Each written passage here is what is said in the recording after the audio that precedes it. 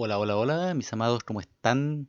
Me imagino que están viendo la situación con Palestina e Israel, que ahora mismo por el movimiento de Hamas, este movimiento terrorista musulmán, islámico, completamente islámico, no radical, sino porque están obedeciendo al Corán.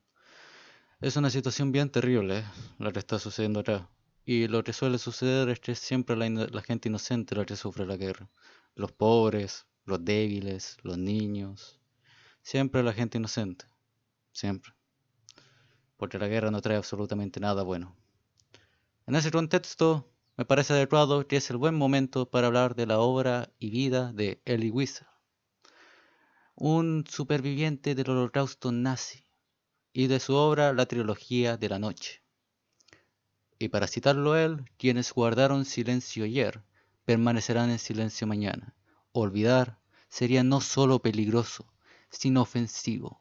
Olvidar a los muertos sería equivalente a matarlos por segunda vez. Biografía. Fue un escritor estadounidense de origen rumano nacido en Siget en 1928. El 16 de marzo de 1944 fue capturado por los alemanes e internado junto con sus familiares en el campo de concentración de Birkenau para luego ser trasladado a Auschwitz. Fue el único sobreviviente de su familia y al finalizar la Segunda Guerra Mundial se estableció en París y estudió filosofía y literatura en la Universidad de la Sorbona y logró publicar en francés su novela La Noche, primera parte de una trilogía donde abordó en profundidad el drama del Holocausto judío y que completó años más tarde con El Alba y El Día. Escribió obras como Celebración Bíblica, Relatos y Leyendas del Antiguo Testamento y Contra la Melancolía, y en el 96 ganó el Premio Nobel de la Paz, falleciendo en Nueva York el año 2016. ¿Por qué importa hablar de Elie Wiesel? Pero escuchémoslo a él mejor. ¿Qué sería de la sociedad? ¿Qué sería de la memoria? ¿Qué sería de la cultura? ¿Qué sería de la civilización sin la memoria? La memoria es lo que hace al ser humano más humano. ¿Qué significa ser más humano? Es abrirnos el uno al otro, a la esperanza y al compromiso mutuo, para ayudar a superar las dificultades y los desafíos y los peligros que abundan en el mundo. Tantos armenios se pudieron haber salvado y se deberían haber salvado en aquellos tiempos. La tragedia se prolongó demasiado. Entre los mismos judíos más adelante decían, lo que les ocurrió a los armenios no debería ocurrirnos a nosotros. Y sin embargo, ocurrió. Y sigue ocurriendo en el mundo. Por esto es importante. No podemos olvidar las tragedias del pasado. Pues si olvidamos las tragedias del pasado, matamos a todos aquellos que murieron en esas tragedias. Es un insulto a todos aquellos que sufrieron. Por eso es importante recordar. Escuchemos algunos de los fragmentos de La Noche, que es el libro que consiste en sus recuerdos y reflexiones sobre su vida en el Holocausto, su angustia, su sufrimiento, la muerte de Dios y los valores. Ahí pueden verlo a él, una foto real de cuando fue rescatado. Esa persona que está marcada por el tubo rojo, él, ahí es Elie Wiesel. La página 32. Llamas. Llamas enormes se alzaban desde una zanja. Algo se estaba quemando allí. Un camión se acercó y descargó su carga. Niños, niños pequeños, hasta bebés. Sí, lo vi con mis propios ojos. Niños lanzados a las llamas. Y es de extrañar que desde entonces el sueño me eluda. Nunca olvidaré esa noche, la primera noche en el campo, que convirtió mi vida en una larga noche sellada 7 veces. Y nunca olvidaré ese humo. Nunca olvidaré los rastros pequeños de los niños cuyos cuerpos vi transformarse en humo bajo un cielo silencioso. Nunca olvidaré esas llamas que consumieron mi fe para siempre. Y nunca olvidaré el silencio nocturno que me privó para toda la eternidad del deseo de vivir. Nunca olvidaré esos momentos que asesinaron a mi Dios y mi alma y convirtieron mis sueños en cenizas. Nunca olvidaré esas cosas, incluso si estuviera condenado a vivir tanto como Dios mismo. Nunca. Algunos 10.000 hombres habían venido a participar en un solemne servicio, incluyendo al Bloodcaster, a los trapos, a todos los burócratas al servicio de la muerte. Y aún así decía, bendito sea el Todopoderoso. Y la voz del prisionero oficiante acababa de hacerse audible. Al principio pensé que era el viento. Bendito sea el nombre de Dios. Miles de labios repitieron la bendición, inclinados como árboles en una tormenta. Bendito sea el nombre de Dios. ¿Por qué? Pero, ¿por qué habría de bendecirlo? Cada fibra en mí se revelaba. ¿Por qué causó que miles de niños ardieran en fosas comunes? ¿Por qué mantuvo 6 crematorios funcionando día y noche, incluyendo el sábado y los días santos? ¿Por qué en su gran poder había creado Auschwitz, Birkenau, Buna y tantas otras fábricas de muerte? ¿Cómo podía decirle a él, bendito seas tú, Todopoderoso, Señor del universo, que nos eligió entre todas las naciones para ser torturados día y noche, para presenciar como nuestros padres, nuestras madres, nuestros hermanos terminaron en los hornos? Alabado sea tu santo nombre por habernos elegido para ser sacrificados en tu altar. Y eso demuestra el gran dolor que sentía Elie Wiesel, su gran sufrimiento, el gran problema del mal. ¿Por qué Dios, siendo omnipotente y completamente bueno, permite el mal en el mundo? Y no solamente el mal, sino los grandes actos de tragedia, de crimen y de maldad humana, donde la maldad humana excede la tragedia, porque la tragedia es solamente una limitación de la naturaleza. Que alguien muera de hambre es un tema de mala suerte, es un problema en el mundo, pero que se puede resolver. Pero el hombre va más allá. Él mismo en su voluntad desea el mal, porque Dios, siendo omnipotente y todopoderoso, amoroso, permite tales, tal- tales sucesos. Ahora leamos El Alba. ¿En qué consiste El Alba? Es una obra de ficción, narra la historia de Elisha, un sobreviviente del Holocausto después de la guerra. Elisha se muda al mandato británico de Palestina y se une a la Irgun, que ilustra el movimiento paramilitar decidido a expulsar a los británicos de la zona. Una noche le dicen que debe ejecutar a un oficial británico al amanecer. La novela abarca su lucha interna que lo lleva a la ejecución mientras reflexiona sobre su vida y aquellos que la han afectado. En otras palabras, se trata de un extremista sionista. De eso trata el libro. Durante generaciones quisimos ser mejores, más puros que nuestros perseguidores, y ya conocen el resultado: Hitler, los campos de exterminio de Alemania.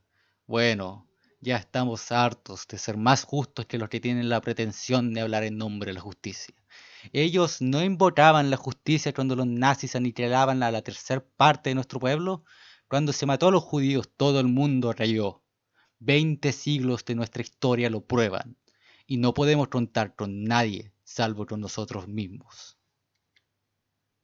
Si hay que volverse injusto e inhumano para expulsar a los que son injustos e inhumanos con nosotros, lo seremos. No nos gusta sembrar la muerte.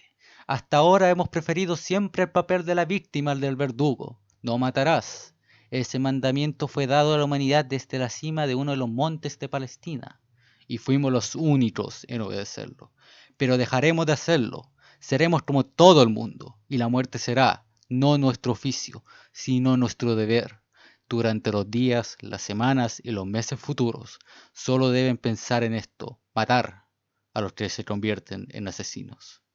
Matarlos para que podamos volver a ser hombres. Entonces, claramente, esto muestra el profundo resentimiento y, en cierto modo, el deseo de justicia de los sionistas.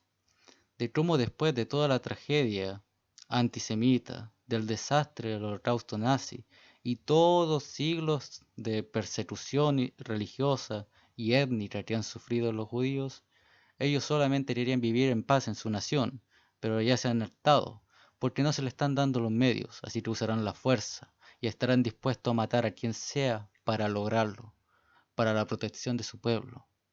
Y se ven consumidos por la venganza, por el odio, la ira, y se convierten en terroristas. Y en un momento de la novela mata a un convoy de soldados. Y esto es muy interesante. Recordé a los soldados de la SS en los guetos de Polonia. Era así como batían a los judíos, día tras día, noche tras noche. Algunas metralletas aquí y allá. Un oficial que riendo comiendo daba una breve orden. Führer y la guardaña de fuego empezaban a cortar cabezas y piernas. Algunos judíos intentaron atravesar el círculo, pero se estrellaban la cabeza contra la muralla ígnea e infranqueable. Corrían, corrían, también como ardillas, abrevadas de vino y de dolor, también a ellos la muerte. Y esta es la tragedia, de que en la realidad de la guerra los bandos importan bien poco, las motivaciones importan bien poco, importa bien poco si la causa es justa o no es justa. En la realidad de la guerra es muy simple. Gente mata a otras personas, se cometen violaciones, se cometen asesinos, se cometen crímenes de guerra, se mata a la inocente, se abusa de la mujer y se mata a los niños y se tortura a los demás. Al final todas las guerras son lo mismo y todos los bandos hacen lo mismo. Todos se degeneran y se convierten en monstruos, consumidos por el odio y por el resentimiento, por el egoísmo, por la creencia de que están haciendo el bien cuando no están haciendo nada más que destruir. Y este es el mejor momento de la novela. ¿Por qué? Pensé. ¿Qué pregunta John Dawson? Este es el oficial británico que tiene que matar. Sin odio todo lo que hacemos mis camaradas y yo no tendría sentido. Sin odio nuestra lucha no tendría ninguna posibilidad de procurarnos la victoria. ¿Por qué trato de odiarlo, John Dawson? Porque mi pueblo nunca supo odiar. Su tragedia en el transcurso de los siglos se explica por la falta de odio, de que dio prueba contra los que intentaron exterminarlo, contra aquellos que a menudo consiguieron humillarlo. Nuestra única oportunidad ahora, John Dawson, es saber odiar, es aprender el arte y la necesidad del odio.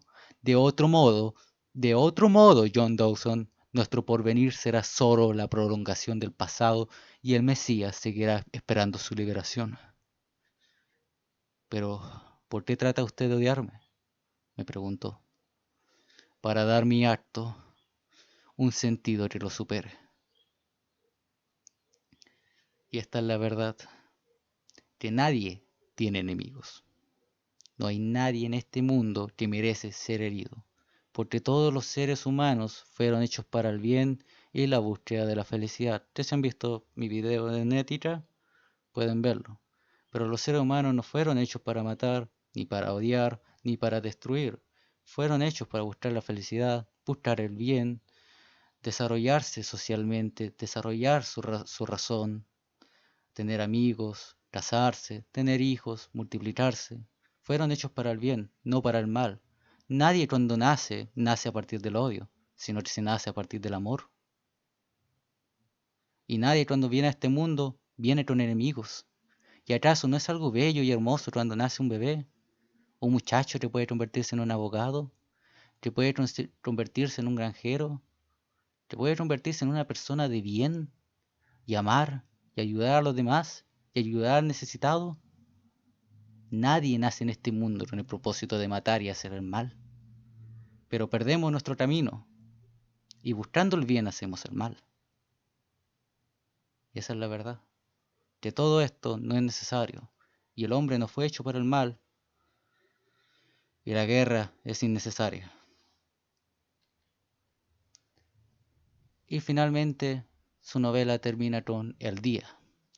Y el día es la historia de un sobreviviente del Holocausto que es atropellado por un taxi en la ciudad de Nueva York. Mientras se recupera de sus heridas, el personaje reflexiona sobre sus relaciones y experiencias durante la Segunda Guerra Mundial, llegando a aceptar su supervivencia y las muertes de su familia y amigos.